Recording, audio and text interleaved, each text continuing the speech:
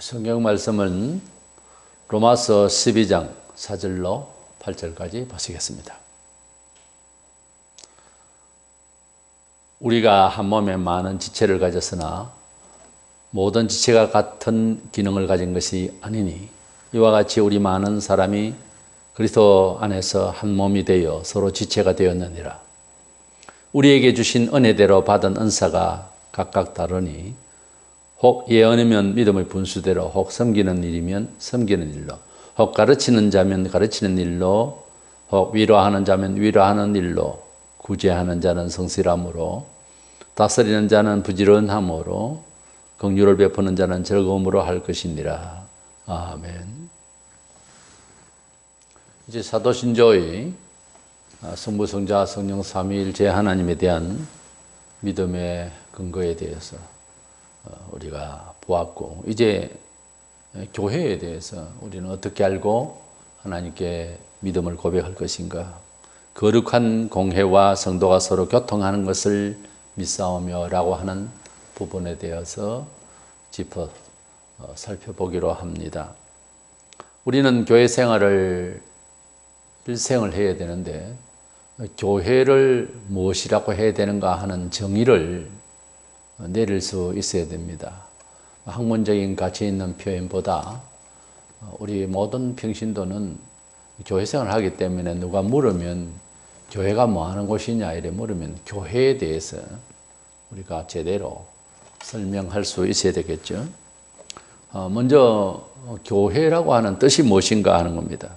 교회라고 하는 것을 세인들은 하나의 문화적인 새로운 장어로 알고 있습니다. 이래서 하나의 그 문화적인 모습으로서 종교 문화로 이렇게 이해하게 됩니다. 그러나 교회라고 하는 성경적인 본래 뜻은 그런 것이 아닙니다. 원어로 에클레시아라고 하는데 이 에클레시아는 밖으로 부른다 하는 이 두 단어의 합성어인데, 하나님께서 세상에 살고 있는 우리를 하나님의 복음으로서 또 하나님께서 성령을 우리를 부르시고, 그래서 하나님을 만나서 예배하며 그렇게 할 수 있는 공동체에 들어오게 하는 이것이 교회입니다. 그래서 이스라엘 백성이 애굽에서 430년 동안 종노릇 하다가 하나님께서 애굽에서 그들을 불러내셨다, 출애굽하게 하셨다라고 할 때 이 이스라엘 백성이 곧 하나님의 부름받은, 불러내음을 받은 그런 단체라 해서 교회라고 사도행 7장 38절에 광야교회라고 하는 표현을 하고 있어요. 그들이 이스라엘에서 나와서, 이스라엘이 애굽에서 나와서 광야의 생활을 40년간 했는데 그 광야에 있는 그들의 단체를 교회라, 하나님의 부르심을 받은, 빼내심을 받은 그런 단체라 해서 광야교회라고 표현을 합니다. 흔히 교회라고 할 때에 우리 신자들도 눈에 보이는 가시적인 예배당을 두고 교회라고 일상 그렇게 말하기 쉬운데, 의미를 가지고 있는 우리들이 이제 그렇게 보이는 예배당을 교회라고 하는 것은 아니겠지만은, 가능한 언어의 그 표현에 있어서 교회당이라고 아예 당자를 넣든지 그렇게 해야 되고, 구약 시대에 비추어서 또 성전이라 그렇게 말하는데, 의미상으로는 구별된 전이다, 집이다 하는 뜻은 됩니다만, 그러나 성전이라고 하는 개념도 신약에는 다릅니다. 그리고 교회당이지 성전이라고 할 수는 없어요. 그래서 성전이란 말은 쓰지 않으면 좋겠습니다. 순수 예배를 드리는 예배당이에요. 그래서 예배처소, 예배하는 곳입니다. 예배하는 집이에요. 그래서 예배당이 맞는 말입니다.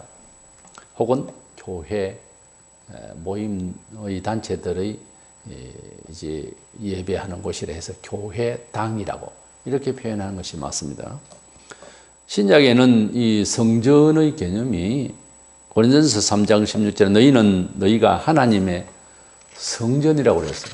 그래서 하나님을 믿는 사람들을 그 몸을 또 그 모인 단체를 영적으로 성전이라고 이렇게 표현하고 있습니다. 그렇다면은 두 번째 생각하는 것은 이 교회라고 하는 하나님의 백성들의 모인 단체의 질적인 요소가 무엇인가 하면 교회라고 하는 것은 구별된다는 세상 모든 철학과 모든 또 종교까지 포함해서 그것들과 완전히 다른 입장에서 구별되어 있는 거룩한 단체다라고 하는 것입니다. 성경에서 거룩하다고 할 때에는 도덕적 어떤 가치 기준보다 하나님의 편에서 받으실 만한 것들을 거룩하다 그렇게 말합니다. 하다못해 이 우주관에 대해서 우리가 만물을 지으신 하나님, 창조주 하나님으로 믿습니다. 그렇게 역사를 바라보는 눈, 그렇게 인식하고 이해하고 있는 것 자체가 거룩이라는 거예요. 이 만물 자체를 하나님께서 지으신 것으로 깨닫고 그렇게 말하고 주장을 하고 하는 것이 거룩한 이해라는 거예요. 그러니까 하나님이 받으실 만한 말과 이해와 그리고 행동거지가 다 거룩한 것이다라고 할 때 기껏 우리 동양에서 생각하는 어떤 도덕적 성향을 가지고서 거룩하다, 거룩하다를 착하다 쪽으로만 보면 안 됩니다. 그래서 착함과 그리고 깨끗함 이런 것들은 거룩이라는 내용에 포함이 될지언정 우리가 선입감적으로 생각하고 있는 도덕 성향만 가지고서 거룩을 생각하면 안 되겠습니다. 교회라고 하는 이 특징은 사회에서 사람들이 의논 삼아 그렇게 만든 어떤 문화적인 단체가 아닙니다. 오직 성령께서 사람의 영혼을 변화시키셔서 그래서 한둘 이렇게 모여서 수를 더해서 교회가 되는 것입니다. 그래서 교회는 성령님의 역사를 만난 사람들, 성령께서 하나님과 그의 아들 예수 그리스도에 대해서 알게 하고 죄를 회개하고 그래서 근본적으로 참신이신 하나님을 알게 하신 성령님의 역사를 감동받은 사람들이 모인 단체예요. 그러니까 교회라고 하는 한 번 더 말씀드립니다만 예배당 말고 교회라고 하는 단체의 구성원 속의 중심은 성령께서 임재하셔야 된다는 거예요. 성령님이 없이 사람들끼리 모여서 이 말 저 말 하는 것은 교회의 모임은 아니라는 거죠. 이렇게 성령께서 우리 속에 오신다는 것은 성령은 한자어로 거룩할 성자습니다. 그러니까 하나님 앞에서 거룩하게 하신 하나님의 뜻대로의 삶을 지향하도록 심령의 변화를 주신 성령님의 역사가 있는 곳이 교회입니다. 그러니까 성령이 계시는데 인간적인 어떤 개인적인 것도 그런 주장을 하고 관찰하기 위해서 싸운다든지 이런 것은 교회가 아니라는 거죠. 성령께서 진리 가운데로 한 뜻을 모으게 하시는 그런 것이다 하는 것입니다. 그렇기 때문에 성령께서는 거룩하신 영이시기 때문에 죄를 멀리하게 하시고 또 죄를 회개하는 자를 씻어주시는 예수 그리스도의 보혈의 역사를 하시는 것이기 때문에 교회라고 하는 것은 도덕적으로 말을 할 때 우선 죄를 짓는 곳이 아니다는 거죠. 그러니까 죄를 갖고 와서 회개를 하고 거룩한 단체로 유지 보존할 수 있는 곳이 교회다는 거죠. 그래서 예수님께서는 우리 교회를 또는 성전이라고 일컫는 우리 성도들 자신들이 사회에 대조적으로 어떤 존재냐 하면 마태오 5장 14절에 너희는 세상의 빛이라 산 위에 있는 동네가 숨기우지 못할 것이요. 교회의 일원이 되어서 성도로서 소위 교회 생활을 하는 사람은 세상의 빛이라고 그랬어요. 세상의 빛이라고 하는 것은 어떤 잘 살고 무슨 잘 되고 하는 이런 모범적인 그런 것보다 세상의 죄를 비춰줘서 이것이 잘못되었기 때문에 그대가 지옥을 가게 되는 상황이다. 그대가 망할 상황이다. 그대가 이런 일로 인해서 잘못될 수 있다. 라고 하는 상황 자체를 이해시키고 해야 됩니다. 그렇게 하다 보니까 성도는 어떻게 됩니까? 정직하게 살아야 됩니다. 그렇게 말을 하고 그렇게 살면서 비춰줘야 되는 거예요. 너희가 세상의 빛이라고 하는 말은 교회 다니는 사람이다. 이런 명목을 말하는 것은 아닙니다. 그만큼 교회를 다닌다고 하는 것은 엄격히 말해서 예사로운 일이 아니에요. 세상을 바라볼 때 지식적으로는 부족하더라도 선생이라고 하는 입장이란 말이에요. 선도하는 입장에서. 그래서 살면 안 된다고. 그것은 잘못된 것이라고. 이런 것이 옳은 것이라고 하는 선지자적인 입장에서 세상을, 죄를, 잘못된 것을, 무지한 것을 빛을 비추어서 진리로 비추어서 알게 하는 그런 의무가 있는 것이 바로 성도고 교회가 세상을 향한 그런 중심이 되어야 하는 것입니다. 진정한 교회, 진정한 참 하나님 백성이라면 세상을 내버려 두지 않습니다. 세상의 어두운, 세상에 잘못된 오해하고 있는 것들에 대해서 교정하고 개량하고 선도하고 그래서 가르쳐야 된다고 하는 이런 거룩한 의무가 실행되어야 합니다. 그런 일이 전혀 없이 나 혼자 교회 조용히 왔다가 갔다가 글쎄요. 성령의 감화를 받은 사람일까요? 성령의 감화를 진정 받았으면은 진리에 대해서 박진감 있게 본인부터 먼저 진리 체제로서 삶 자체를 구축합니다. 구체적으로는 주일날 교회를 나가기 위해서 주일을 일하는 것, 그런 환경적인 요소를 바꿔야 합니다.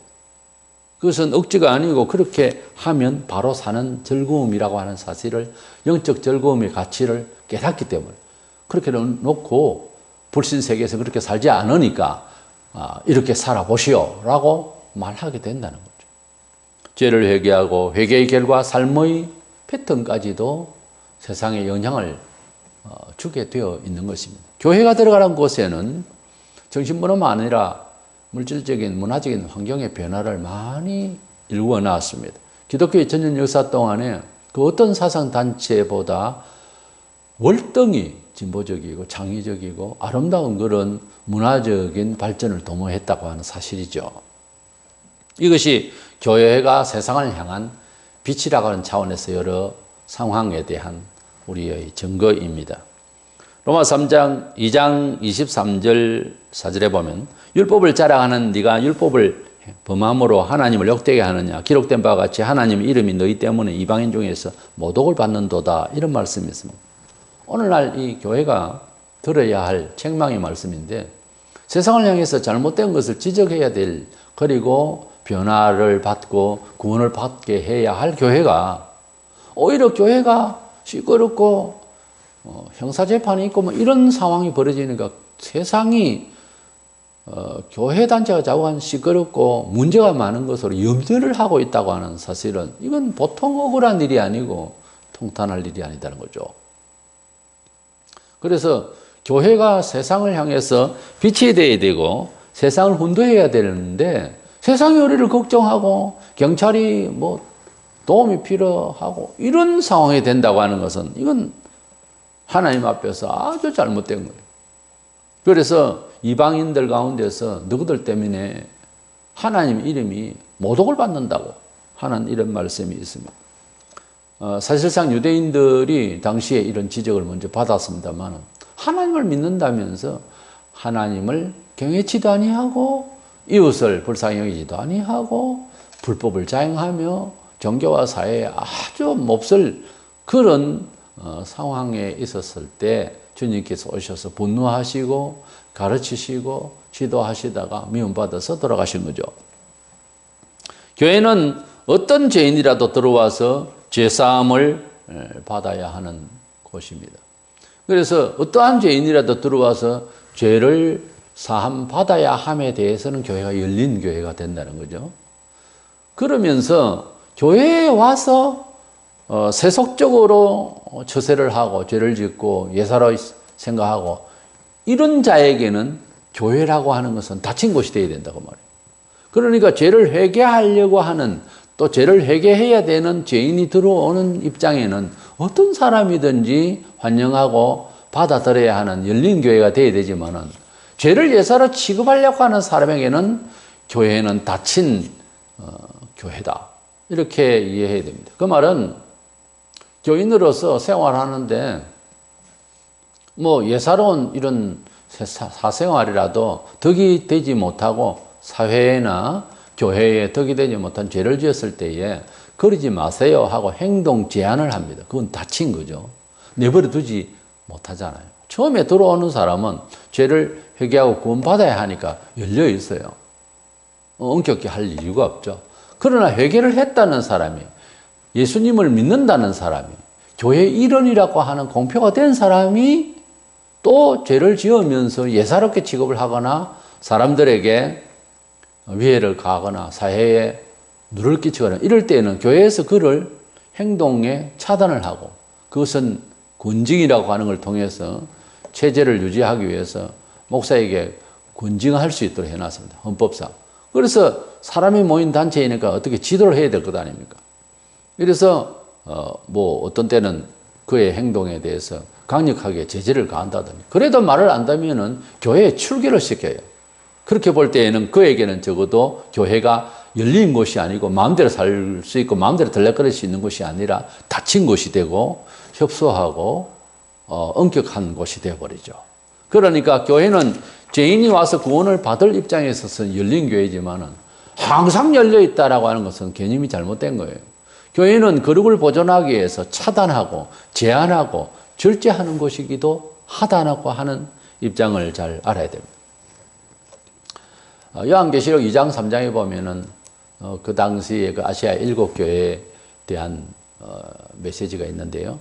예수님께서 아시아 7교회를 선방하시면서 이제 에베소 교회부터 시작해서 라오디게아까지 7교회에 칭찬과 책망을 하셨습니다. 교회가 아무리 발전하고 좋은 역사를 가졌고 과거에 뭐 귀한 성도가 순교자도 있었던가 아니면 뭐 충성을 해서 봉사를 해서 덕이 되었고 예배당이 이제 규모가 커졌고 하더라도 잘못된 것이 있으면 세상은 그렇지 않잖아요. 공과를 따져서 공이 많으면 과도 있을 수 있다, 이런 식이에요. 그러나 교회는 과에 대해서, 잘못한 것에 대해서 예수님께서 일일이 체크를 하십니다. 그게 보통 우리가 기독교 내부 안에서도 생각하는, 소위 종교를 문화적으로 생각하는 가치에 있어서 보통 흔히 말하는 그 정도 같으면 괜찮지 않냐 하는 생각하고는 완전히 다릅니다. 예수님께서는 교회를 향해서 잘한 것은 아낌없이 칭찬을 하시지만은 아무리 잘하고 큰 교회라도 잘못되어 있는 곳에서는 주님이 징벌을 준비하시고 아주 경고를 메스게 하십니다. 아시아 7개 각 교회마다 계시록 2장 7절에 보면 귀 있는 자는 성령이 교회들에게 하시는 말씀을 들을지어다, 이런 말씀을 모든 교회에 하셨어요. 왜냐하면 성령이 교회들에게 하는 말을 들어야 된다라고 하는 말은 성령께서 어떤 말씀을 하시는가, 뭐 신비롭게 직접 계시하는 직통 계시를 받았다는 등 이런 말씀이 아니고, 성령께서는 진리를, 완벽한 진리를 말씀하시기 때문에 인간적으로 사사로이 이해시키는 설교, 권면은 그는 교회가 할 말이 아닙니다. 그런 말은 들어서는 안 돼요. 귀를 막아야 됩니다. 진리를 말하는 것은 듣기가 불편하고 개인적으로 혹시 또 기분 나쁘게 들리거나 하더라도 진리를 들어야 하는 곳이 교회예요. 그래서 교회는 진리만 이야기를 해야 됩니다. 100%를 이야기해야 됩니다. 왜냐하면 성령께서는 진리를 위하시기 때문이죠. 이미 우리가 앞서 말씀드린 대로 교회라고 하는 것은 성령께서 중생시켜 사람들을 변화시켜서 거룩한 생각을 갖고 하나님을 향하는 사람들을 모인 단체이기 때문에 교회는 곧 성령 단체예요. 성령의 단체예요. 보이는 성령의 사람들의 단체란 말이에요. 야, 16장 13절에 그러나 진리의 성령이 오시면 그가 너희를 모든 진리 가운데로 인도하시리니 그랬어요. 성령을 받았다 하면서 기도하다가 뭘 받았다고 난리를 치는데 행동거지가 이상하고 하나님 말씀대로 안 살고 거짓말하고 그래가 그냥 시험 들어서 엉망이 되고 그 성령 받은 것이 아닙니다. 성령을 받으면은 매우 침착해지고 인격적이고 정직해집니다. 하나님의 말씀 진리는 영어로는 트루스라고 하는데 참되다는 거예요. 하나님을 만난다고 하는 것은 참되게 살아야 되겠다는 마음을 얻게 되었다라고 하는 것과 같은 말입니다. 그러니까 하나님을 믿는다는 것은 별실이 어떻게 종교적인 어떤 성향을 특징을 나타낸다고 하는 것이 아니라 하나님을 내가 만났다, 하나님을 믿는다라고 하는 말은 사실은 정직하게 살려고 하는, 참 진지하게 살려고 하는, 우리 보통 사회적으로 참 양심적으로 살려고 하는 그런 마음을 가져야 됩니다. 어느 정도요? 머리털까지 세시는 하나님처럼 세심하게, 아주 섬세하게 상대방에게 잘못 실수가 있으면 반드시 회개하고 화해를 하고, 이것이 굉장히 중요합니다. 그것이 가끔 그림자도 요동치 않는 성령님의 그 비추어주시는 조명 아래서 사는 성도들의 정신세계예요. 세상이 그러니까 이런 정도는 이해하고 넘어가면 되지 않느냐라고 할 때에 그대의 영혼은 부패해 있다는 겁니다. 더 이상 발전 못해요. 그래서 그렇게 살면. 교회는 100을 기준이면 무조건 100을 향해서 가야 됩니다. 80이면 족하지 않느냐, 거기에서 이제 죽는 거예요. 30도 못 갑니다. 그런 식으로 가면. 그래서 성령을 받았다라고 하는 것은 예수를 구주로 믿는다는 말과 동시에 거룩한 영을 받았다고 하는 것은 죄를 차단하고, 그래서 이 죄를 직시하면서 그래서 방어하려고 하는 이런 근성이, 그런 속성이 일어나야 되는 것이 정상인 것입니다. 근데 교회가 진리의 성령의 말씀을 듣지를 아니하고 인간적인 사사로운 이야기 우석에나 듣고 설교 시간, 그건 아니에요. 그래서 교회의 속성중에서 거룩하다고 하는 것은 근본적으로 성령께서 우리를 거듭나게 하시고 성령께서 우리 하나님을 알게 하시며 거룩한 영을 부어주신 곳이 교회이기 때문에 교회의 속성이 많은 속성 중에서 거룩성이 무조건 살아있어야 됩니다. 개인적으로 또 공동체적으로. 그 다음에 세 번째, 이 교회라고 하는 것은 사람들이 모인 단체다 보니까 이 교회는 기계적인 것이 아니고 서로가 유기적으로 함께 섞여서 한 식구의 정서를 가지고 사는 곳이다 그 말이에요. 유기성이 있다는 거죠. 교회는 주님의 이름으로 모인 단체이면서 동시에 사회의 어떤 다른 종교처럼 자기 개인적인 종교 생활만 하지 간섭하기 싫다, 남 간섭하기도 싫다, 이런 식으로 사는 곳이 아닙니다. 그런데 오늘날 교회에 보면 끼리끼리 모이거나 또는 개인적으로 마침내 교회를 안 나가는 가난한 교인이라고 보통 말을 해버리는데, 교회는 안 나가지만 하면 믿는데 이런 식의, 그렇죠? 개인 위주로 교회를 다녀도 그렇게 생활하는 사람이 많습니다. 교회는 다니기는 다니는데 전혀 모임이나 어떤 활동에는 보이지 않는 이 사람들은요, 사실은 하나님과의 관계에 의심이 있습니다. 그렇게 안 되게 돼 있어요. 왜냐하면 성령의 단체가 교회라고 그랬죠. 성령님은 하나 되게 하시고 소통을 하게 하시는 것입니다. 그래서 우리는 사랑 가운데서 정말 혈육으로도 느낄 수 없는 그런 아주 완벽한 사랑의 혈속 관계입니다. 그것이 있어야 되는 거예요. 우리 사돈의 팔촌도 아니고 다른 나라 사람이라도 그리스도 안에서 소통하는 것은 우리가 찬송가를 부를 때에 수백 년 전에 찬송가를 번역해서 우리가 찬송을 하고 다른 나라 찬송도 가져와서 하고 그러잖아요. 우리가 지은 것도 있고 하지만은 이게 소통 관계가 된다는 거예요. 전혀 다른 사람인데도 마음이 똑같이 하나가 된다는 거예요.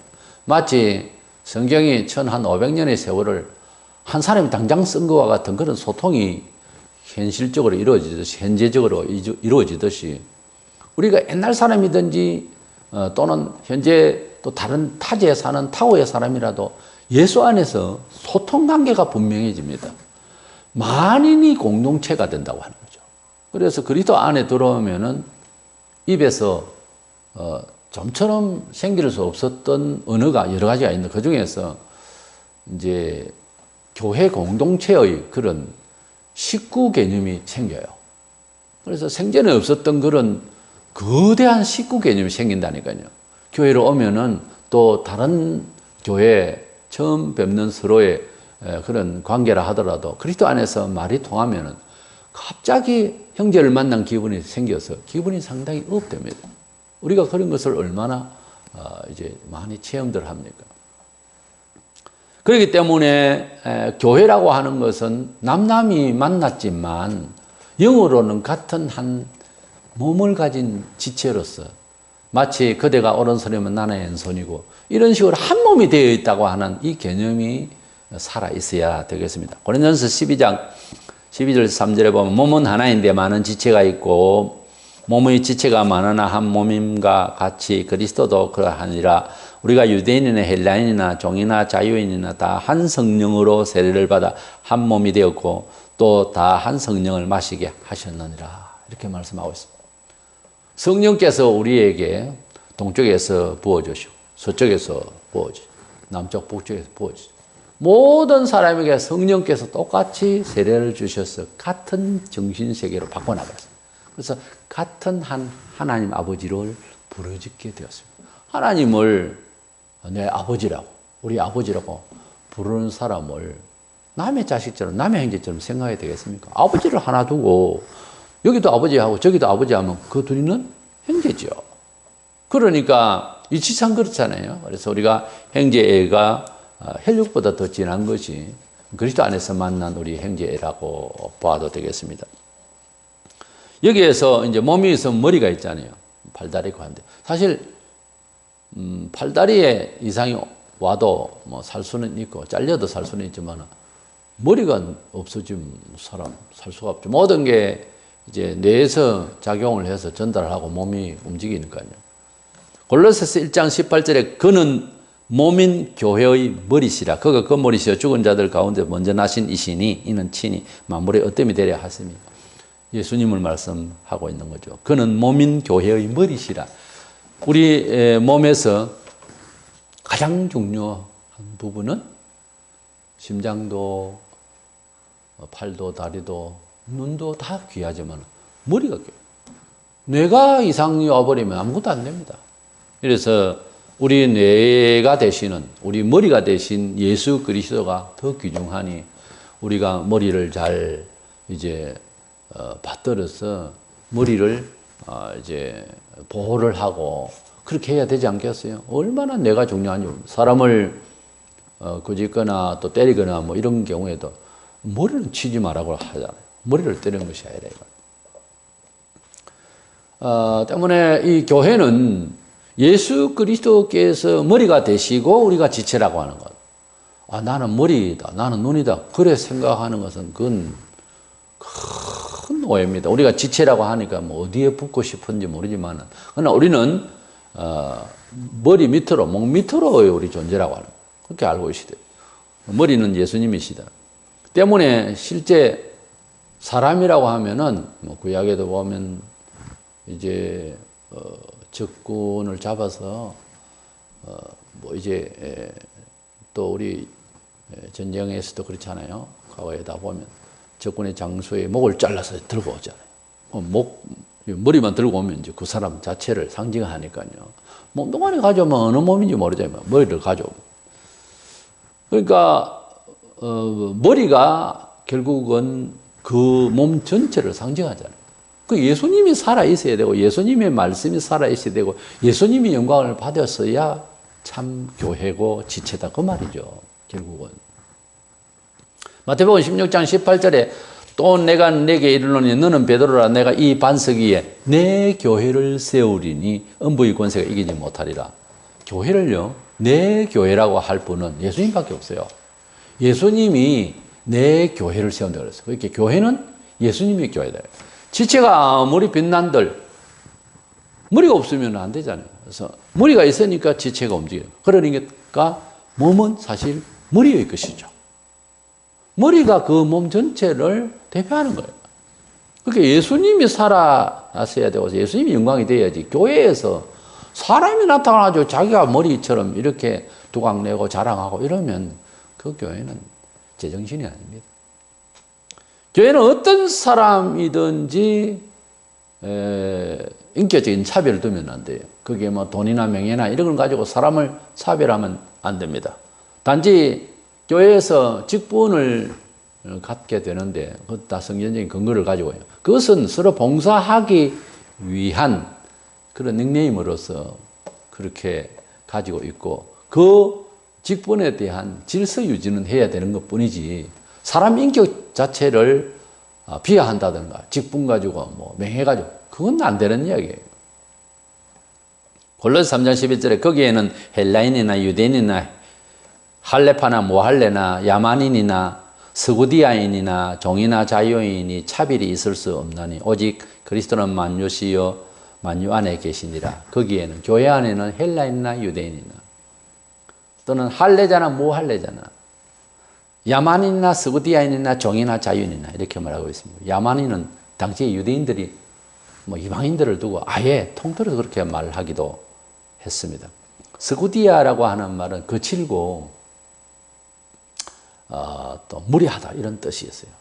당시에 이제 말 타고 전쟁 좋아하는 이런 유행의 나라에 대해서 하는 표현입니다. 스구디아라고 하는 말. 그러니까 거칠고 무리한 사람도 뭐 교회 안에 들어올 수 있고요. 종도 들어올 수 있고 자유한 사람도 들어올 수 있고 여러 유형의 사람들이 이제 들어오는데 크게 과거에 너가 어떤 사람이고 어떤 집안에 빼대고 이런 거 따지면 안 된다는 거예요. 그러면서도 따지거든요. 사람 보기를 그거부터 해야 된다 이거죠. 그 정신 고쳐야 됩니다. 그리스도 안에 들어왔으면 축하합니다. 당신도 부름을 받았군요. 축복해야 될 우리 형제 자매라고 하는 사실을 생각을 먼저 해야 됩니다. 잘 모르는 것은 가르치고요. 또 엄중히 해야 될 것은 엄중히 하면서 형제 자매의 관계가 분명해야 됩니다. 갈라디아 3장 28절 너희는 유대인이나 헬라인이나 종이나 자주자나 남자나 여자 없이 다 그리스도 예수 안에서 하나이니라. 그래서 그리스도 예수 안에서 유대인이 개종해서 기독교인이 되었던 헬라인은 이방인을 상징하는 어떤 사람이든지 종이나 주인이나 남자나 여자나 할 것 없이 그리스도 안에서 부름을 받은 단체에는 차별이 없고 하나가 된다. 동일하게 취급되어야 된다 하는 것입니다. 근데 서로 다른 사람끼리 모여서 예수 믿기 전이나 또 믿고 난 뒤에 발휘할 수 있는 기질이 또 있어요.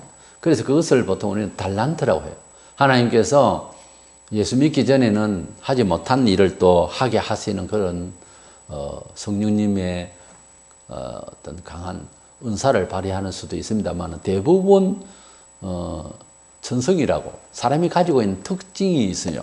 그 특성을 살려서 그리스도를 위해서 이제 봉사하는 거죠. 노래를 잘하는 사람이 가수였는데 퇴폐한 세상에 희망도 없고 생명도 없는 노래 부르던 사람이 목청은 좋았는데 인기가 있었는가 모르지만 그러나 예수 믿으면 그 음성을 가지고 주님을 찬양하는데 듣기에 너무 은혜롭게 하고 싶다.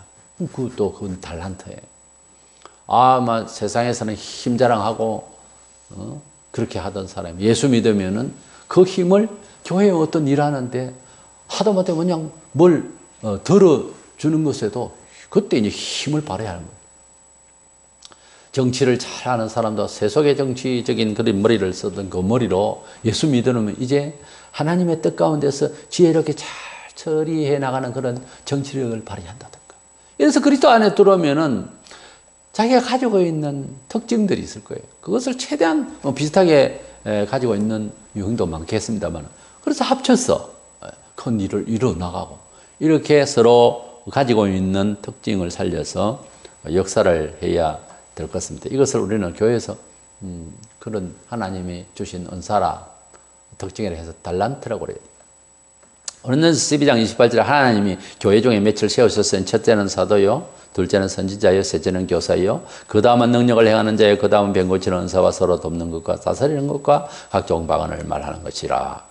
이래서 예수님이 이제 제자들을 세우시고 성천 이후에 제자들이 성령받아 교회를 창설하고 사람들이 여러 사람이 모이니 그것을 이제 잘 읽어 나가기 위해서 각양 하나님께서는 달란트를 주셔서 그걸 통해서 체제를 유지하고 발전하는 데 서로 이제 협력할 수 있는 그런 봉사의 힘들을 주셨어요. 그런 특징들을 주셨어요. 에베소 4장 11절 2절에 그가 어떤 사람은 사도로, 어떤 사람은 선지자로, 어떤 사람은 복음 전하는 자로, 어떤 사람은 목사와 교사로 삼으셨으니 이는 성도를 온전하게 하여 봉사의 일을 하게 하며 그리스도의 몸을 세우려 하십니다.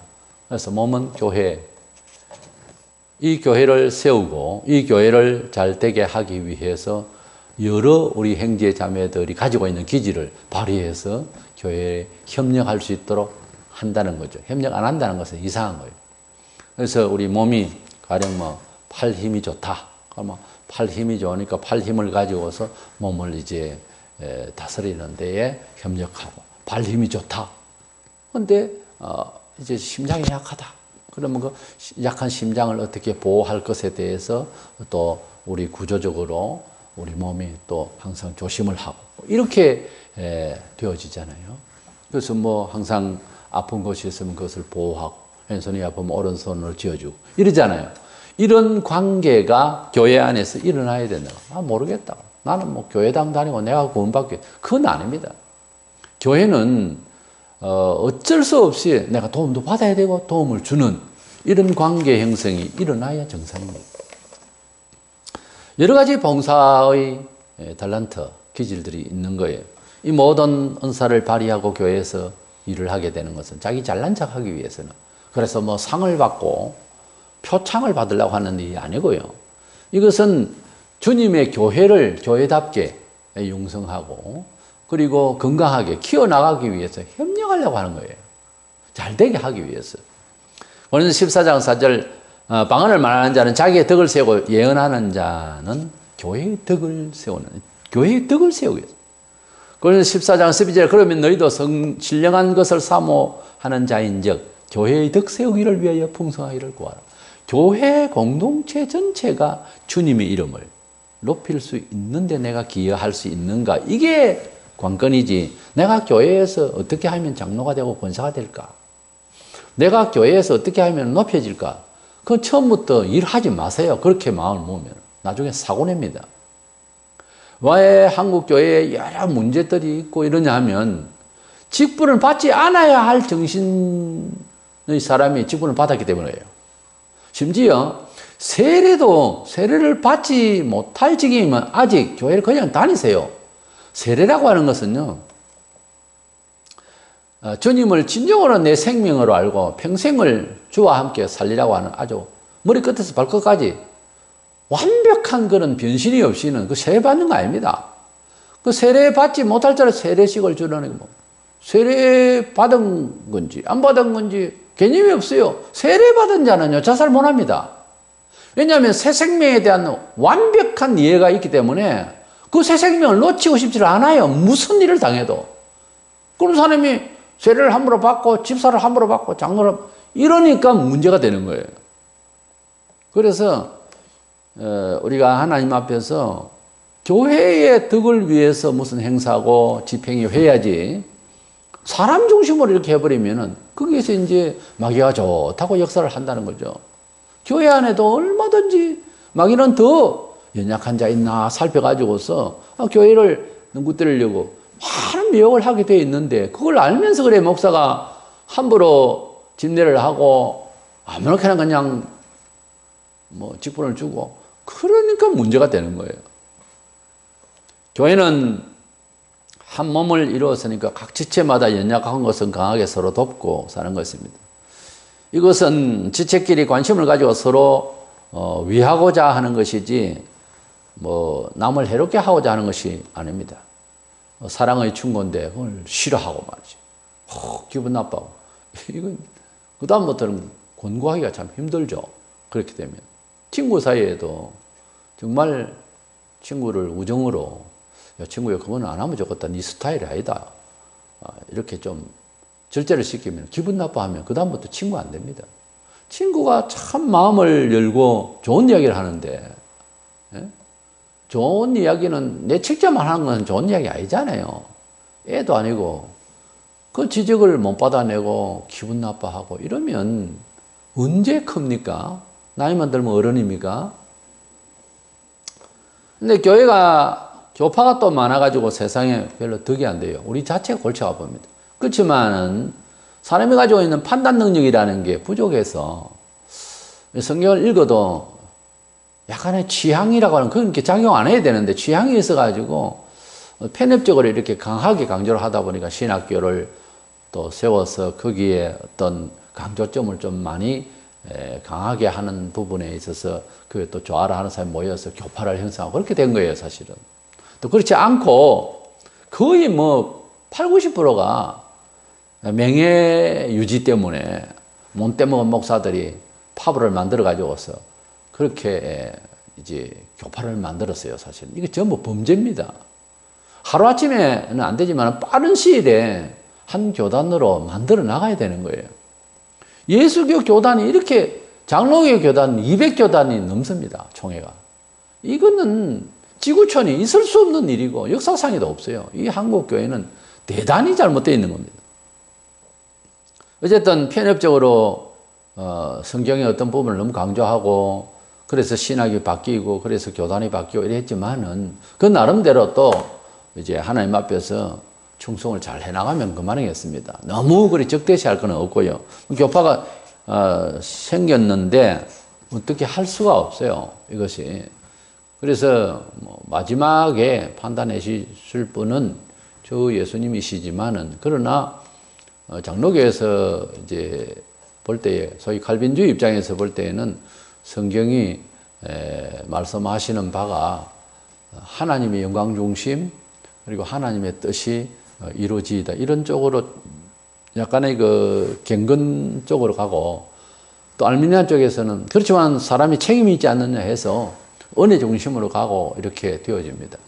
그래서 모든 것이 하나님 뜻이라고 하는 것을 강조를 많이 하다 보면은 열심히 조금 약화되는 그런 오해가 있고요. 또 사람이 열심히 내려고 하다 보면 하나님 뜻을 벗어나서 다른 영을 받는 경우도 발생을 합니다. 이 장단점이 다 있어요. 어쨌든 자기 교단에서 예수를 영광 돌리고 사회에 빛이 되면 좋겠습니다. 교회는 새로운 창조를 입은 사람들의 모임으로서 이제 새로운 존재의 감각을 가지고 개인이 잘 돼야 되겠고 개인이 새로운 감각의 생활 패턴을 세인들이 볼 때에 새롭지만 참 좋은 거다라고 하는 선망의 대상이 되도록 노력을 해야 되는 거예요. 에베소서 2장 20절 22절에 보면 너희는 사도들과 선지자들의 터 위에 세우심을 입은 자라 그리스도 예수께서 친히 모퉁이 돌이 되셨느니라. 그 안에서 건물마다 서로 연결을 하여 주 안에서 성전이 되어가고 너희도 성령 안에서 하나님의 거하실 처소가 되기 위하여 예수 안에서 함께 지어져 가느니라. 교회는 하나님의 이름으로 성령 안에서 하나님의 나라를 왕성케 해나가며 자라고 있다. 발전해 나간다 하는 것입니다. 이래서 성경적으로 보면은 씨를 심고 이제 자라고 열매를 맺는 이런 자연 원리처럼 하나님의 사람은 진리대로 살려고 할 때는 비진리의 세상에서 오래 해묵은 그 사람들의 핍박이 있을 수밖에 없죠. 왜냐하면 생활 패턴 자체가 방법과 목적이 다르니까. 그렇지만 고난을 잘 참고 쭉 나가다가 보면은 반드시 주님께서 부활하신 같이 우리가 승리의 날이 돌아오게 되는 것입니다. 왜냐하면 진리는 거짓말을 하려면 진리는 철학이 아니에요. 그냥 걷기만 하고 그런 게 아니고 반드시 열매를 맺게 하시는 역사하시는 하나님 말씀이거든요. 그래서 얼마만큼이라도 고난에 대한 그러한 상의, 그러한 결실이 있게 마련입니다. 그래서 결실로 통해서 성장되어지고 또 성숙되어지는, 그래서 성도는 전보다 오늘보다 내일이 더 나아져가는 아름다운 열매가 이제 있고 성숙해 나가는 모습이 인격적으로 먼저 되어져야 되겠고, 문화적으로, 생활적으로도 잘 되어지는 쪽으로 가는 것이 맞습니다. 그걸 너무 철학적으로 곤란하고 어려움만 가지고서 있으면서 그걸 변명만 하면은 그건 안 맞는 말이에요. 그래서 성경적으로 볼 때 아이들이 자라고 성숙해 나가듯이 처음 예수 믿고 본인도 또 그 교회도 자라면서 성숙한 하나님의 나라의 모습을 보여야 하는 것입니다. 에베소서 4장 15절에 오직 사랑 안에서 참된 것을 하여 범사에 그에게까지 자랄지라 그는 머리니 곧 그리스도라 그랬습니다. 우리가 그리스도와 같이는 될 수 없으나, 그러나 그리스도의 그 완벽한, 그리스도의 그 완전하신 거룩하신 성품을 사모하면서 우리 성도는 개인적으로 교회적으로 우리가 더욱더 매일 거룩되어져 가고 매일 하나님 사람다워가는 이런 견고해지고 단단해지고 작년보다 올해보다 내년이 더 이제 강성해지는 그런 거룩한 열매를 추구해야 되는데, 뭐 옛날에 믿었고 오늘 또 믿는다, 그리고 가만히 있으면 안 됩니다.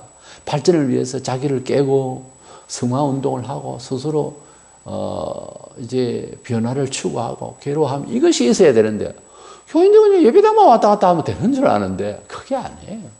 매일 발전하기 위해서 자기와의 본성의 자아와 싸우는 그런 고요한 운동이 삶 속에서 습관이 되어 있어야 됩니다. 매일같이. 그것이 성숙해지는 비법이고요. 자기를 겸손케 하고 늘 죄와 싸우는 그런 사람이 되어야 할 줄 믿습니다. 교회는 예수님을 머리로 한 거룩한 단체입니다. 교회는 세상을 향하여 생명의 빛을 발휘하는 곳입니다. 교회는 세상 사람들에게 구원의 메시지를, 또한 삶의 아름다운 영광스러운 그러한 발전적이고 창의적인 모든 삶의 패턴까지도, 문화적인 요소까지도 우리가 선도하는 그런 입장에 있습니다. 그런 교회라고 하는 거룩하고 참으로 세상을 책임질 만한 아름다운 곳에서 본인이 나약해지고 본인이 세상으로부터 욕을 듣고 거짓말을 하고 이렇게 살면 안 되잖아요. 그래서 교회는 반드시 우리가 하나님이 원하시는 참된 삶의 내용을 항상 품고 그렇게 살려고 하는 거룩한 마음, 아주 정결한 마음, 참으로 인생을 사는데 진지한 마음, 그리고 참 사랑 가운데서 그리스도 예수 안에서 주신 하나님의 그 크신 사랑을 안고 교회 성도들끼리도 혈육보다 더 진한 사랑 가운데서 서로 관심을 가지는 관계를 유지하고, 동시에 나아가서 세상 사람들과도 형제처럼 이렇게 품을 수 있는 그런 사랑의 그런 인품을 발휘할 수 있도록 되어야 됩니다. 그것이 교회라고 하는 단체 속에 있는 성도의 정신세계입니다. 이래서 교회의 거룩성과 교회의 그 유기성, 서로의 그 소통에 대한 이런 것들을 생각하면서 거룩한 공회와 성도가 서로 교통하는 것을 믿사오며라고 신앙 고백을 할 때에는 그 정도로 교회에 대한 인식을 바로 가지고 우리 교회가 얼마나 세상을 향해서 모범된 그런 단체인가, 하나님의 은혜로 함께 묶어져 있는 거룩한 큰 공동체로서 큰 식구인가, 큰 형제 자매가 되었는가 하는 점에 대해서 감격하면서 거룩한 교회의 일원으로서 자신의 존재를 잘 다듬어가는 저와 여러분 되시기를 원합니다.